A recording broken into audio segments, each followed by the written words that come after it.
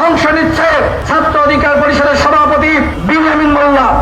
আমি চ্যালেঞ্জ করে বলতে পারি, যারা অংশ নিচ্ছে তাদের মধ্যে সবথেকে সংগ্রামী ত্যাগী নির্যাতিত নিপীড়িত বিনিয়ামিন মোল্লা। ভোট দেওয়ার আগে যাচাই বাছাই করে ভোট দিন। যারা হলে থেকেছে ছাত্রলীগের পরিচয়ে, যারা 18 সালের নির্বাচনে 24 সালের নির্বাচনে স্লোগান দিয়েছে জয় বাংলা জিতবে আবার নৌকা, তারা যদি আবারও এই ডাকসু নির্বাচনে জিতে আসে, ওরা কিন্তু আওয়ামী লীগকে ছাত্রলীগকে ফিরিয়ে আনবে।